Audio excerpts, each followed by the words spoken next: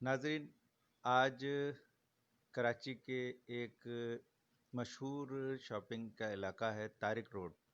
جو کہ اہم تجارتی مرکز ہے، مہنگا ترین علاقہ ہے۔ اس علاقے میں ایک پارک پلازا کے نام سے تعمیر شدہ عمارت پر چند قبضہ مافیا کے لوگوں نے قبضہ کر لیا اور وہاں دکانیں تعمیر کر کے لوگوں کو بسا دیا۔ اس طرح دکانیں تعمیر کرنے سے مالک جو ہے اور جن تاجروں نے وہاں دکانیں بک کی تھی وہ شدید مشکلات کا شکار ہو گئے۔ اس حوالے سے آج ہم یہاں موجود ہیں پارک پلازا کے جو مالک ہیں سردار محمد اشرف صاحب، ان کے پاس ہم آئے ہیں اور ان سے معلوم کریں گے کہ کیا ہوا ہے یہ اور کب یہ تعمیر ہوا ہے پارک پلازا، اور اس پر کس طرح سے لوگوں نے قبضہ کیا ہے۔ جی سردار صاحب۔ السلام علیکم جی، یہ ہم نے 80s میں تعمیر کیا تھا۔ یہ مین روڈ پہ طارق روڈ پہ انگلش بوٹ ہاؤس کے سامنے ہے۔ 600 گز کی یہ کا پلاٹ ہے، ریزیڈنس تھا، پھر اس کو کمرشلائز کرا کے ہم نے اس میں ground +3 basement plus ground plus 3 floor ہم نے تعمیر کیے۔ تو اس کے بعد جو ہے وہ ابھی تو ہم نے کوئی زیادہ اس میں ایکٹیویٹی کی نہیں تھی۔ ایک فلور کو ہم اپنے آفس کے طور پر استعمال کر رہے تھے، فرسٹ فلور کو ہماری کمپنی کا نام تھا کشمیر پولیٹیکس کا جو آفس تھا۔ تو وہ ہمارے کچھ جاننے والے تھے، انہوں نے کہا جی ہم اس میں ایڈیشنل فلور بنائیں گے 2-3۔ تو انہوں نے اس بہانے سے داخل ہوئے ہمارے ساتھ، ایک انڈرسٹینڈنگ کیا، اور انہوں نے کہا کہ جی ہم کے بی سی اے سے، اس زمانے میں کے بی سی ہوتا تھا، ایس بی سی اے، یہ ہے بات 94 کی بات ہے۔ تو 94 میں وہ داخل ہوئے۔ 96 میں ہم لوگوں کو وہاں سے کسی وجہ سے آنا پڑا، کیونکہ ہماری تھوڑی فائنینشیل کمپنی پرابلم میں آ گئی، تو ہم شفٹ ہو گئے یہاں اس آفس میں۔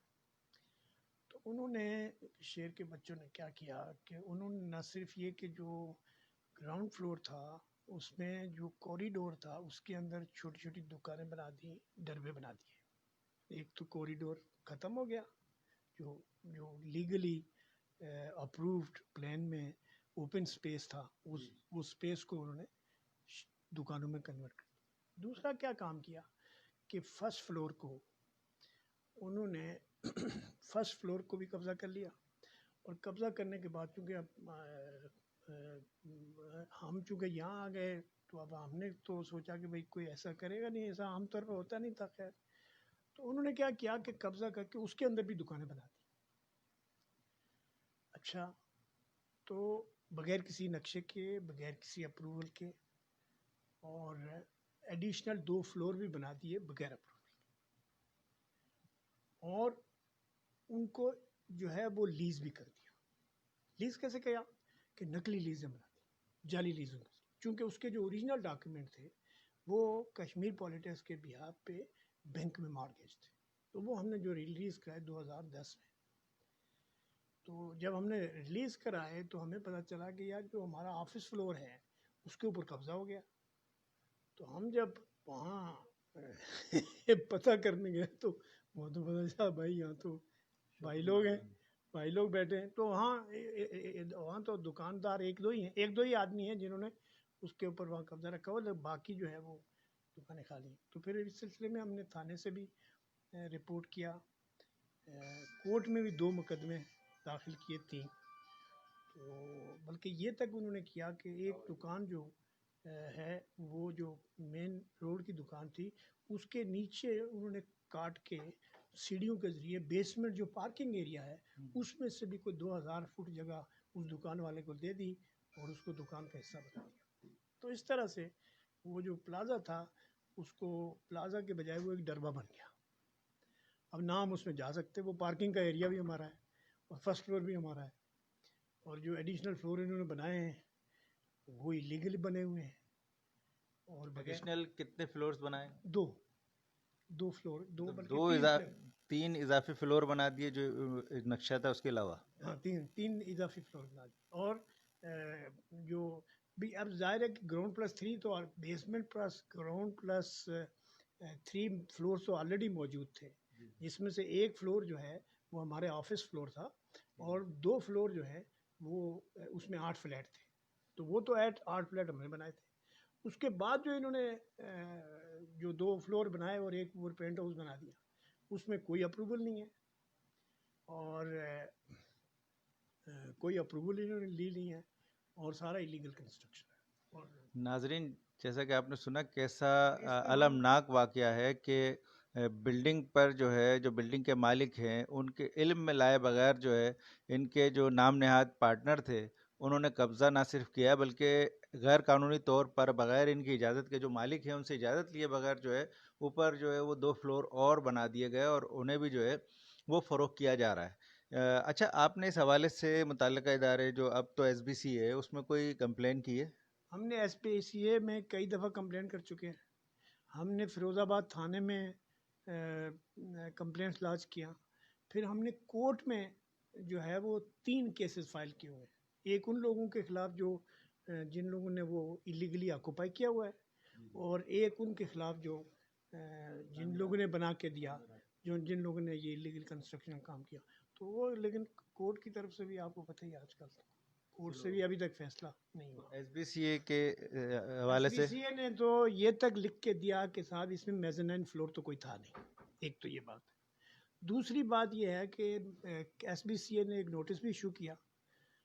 وہ تھے میرے خیال سے کوئی ڈپٹی ڈائریکٹر یا اس زون کے جو انچارج تھے پی سی ایچ ایس زون کے، جمیل صاحب وغیرہ،